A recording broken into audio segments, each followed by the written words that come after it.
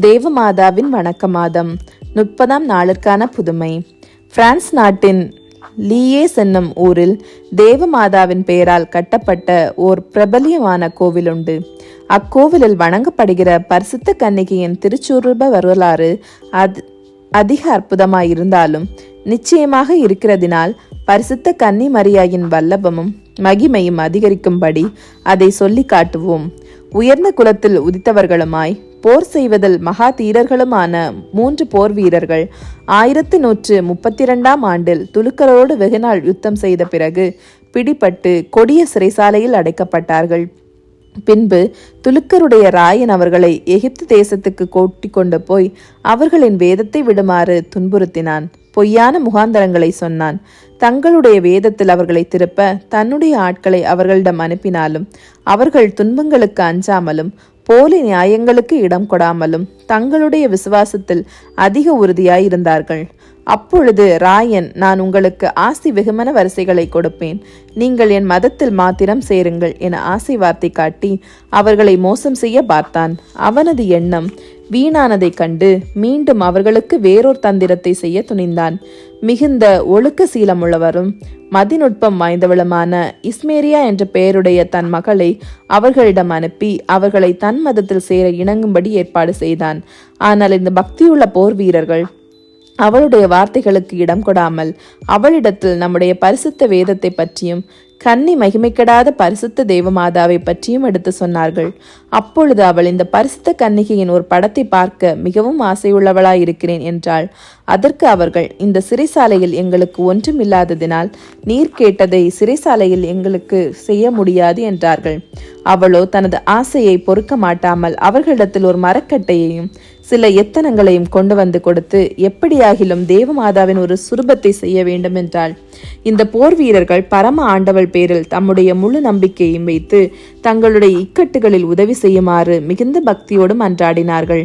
மறுநாள் காலையில் விழித்திருந்து தங்களுடைய சிறைசாலையை நோக்கவே மோட்சராக்கினியின் நிகரில்லாத ஓர் பிரகாசம் பொருந்திய சுரூபத்தை கண்டார்கள். உடனே அந்த அற்புதமான சுரூபத்தின் முன்பு சாஷ்டாங்கமாய் விழுந்து சர்வேஸ்வரனுக்கு ஸ்தோத்திரம் செலுத்தினார்கள். அப்பொழுது ராயனின் மகளாகிய இஸ்மேரியா அங்கு அவர்களை சந்திக்க வந்தபோது தேவமாதாவின் திருச்சுரூபத்தின் இன்பமான பிரகாசத்தையும் கண்டு பிரமித்து தெண்டனிட்டு அதை பக்தியுடன் வணங்கினாள். அன்று இரவு வேளையில் தேவமாதா 3 போர் வீரருக்கும் தம்மை காண்பித்து அவர்கள் அடிமைப்பட்டிருக்கும் நகரை விட்டு போகுமாறு பணித்தாள். இது போலவே அரசனின் மகளுக்கு தம்மை காண்பித்து அவளும் நகரை விட்டு 3 கிறிஸ்தவர்களோடு செல்லுமாறு பணித்தாள். ஆதலால் நால்வரும் மோட்சராக்கினியின் விசேஷ உதவியினால் அந்நகரை விட்டு ஆபத்தின்றி வெளியேறியதுடன் தாங்கள் வைத்திருந்த தேவமாதா சுரூபத்தை மிகுந்த பூச்சியமாய்க்கொண்டு போனார்கள். நகரை விட்டு வெளியேறினாலும் அவர்கள் துலுக்கரின் தேசத்திலிருந்ததன் காரணமாக எந்நேரத்திலும் தங்களுக்கு ஆபத்து ஏற்படலாம் என கலங்கியவர்களாய் அப்போது என்ன செய்ய வேண்டும் என்று தங்களுக்குள்ளேயே ஆலோசனை செய்து நித்திரை செய்தார்கள். பின்பு எழுந்து பார்க்கும் பொழுது தாங்கள் இந்த இரவு வேளையிலேயே எகிப்து தேசத்திலிருந்து தங்களுடைய சொந்த பூமியான பிரான்ஸ் தேசத்துக்கு தேவ வல்லமையால் கூட்டிக் கொண்டு வரப்பட்டதை அறிந்தார்கள். இந்த அற்புதத்தை அவர்கள் கண்டு தங்களுக்கு நிகழ்ந்தவைகள் அனைத்தையும் மற்றவர்களுக்கு அறிவிக்கும் பொழுது எல்லாரும் மகா அற்புதம் என்றார்கள்.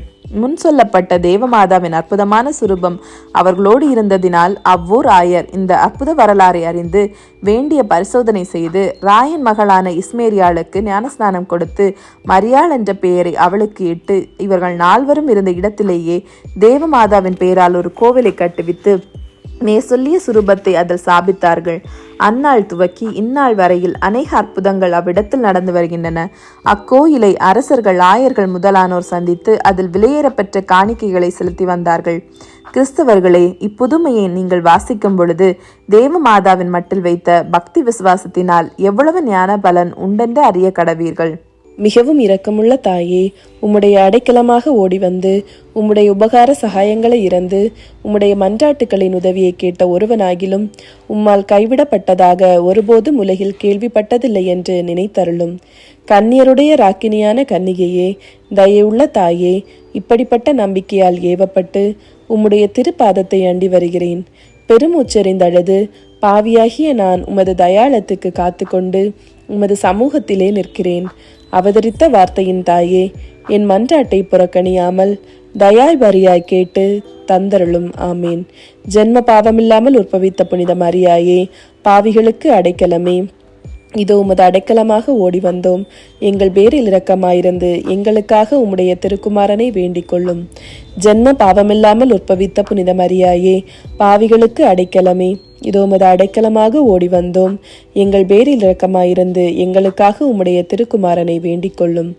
ஜென்ம பாவமில்லாமல் உற்பவித்த புனித மரியாயே, பாவிகளுக்கு அடைக்கலமே, இதோ உமது அடைக்கலமாக ஓடி வந்தோம். எங்கள் பேரில் இரக்கமாயிருந்து எங்களுக்காக உம்முடைய திருக்குமாரனை வேண்டிக் கொள்ளும்.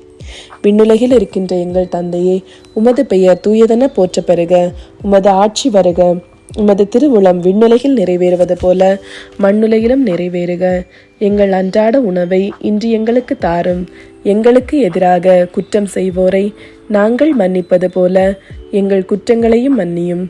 எங்களை சோதனைக்கு உட்படுத்தாதையும், தீமையிலிருந்து எங்களை விடுவித்தருளும். அருள்மிக பெற்ற மரியே வாழ்க. ஆண்டவர் உம்முடனே, பெண்களுக்குள் ஆசீர் பெற்றவர் நீரே. உம்முடைய திருவயிற்றின் கனியாகிய இயேசுவும் ஆசீர் பெற்றவரே. புனித மரியே, இறைவனின் தாயே, பாவிகளாயிருக்கிற எங்களுக்காக இப்பொழுதும் எங்கள் இறப்பின் வேளையிலும் வேண்டிக் கொள்ளும். ஆமீன். தந்தை, மகன், தூய ஆவியின் பெயராலே. ஆமீன்.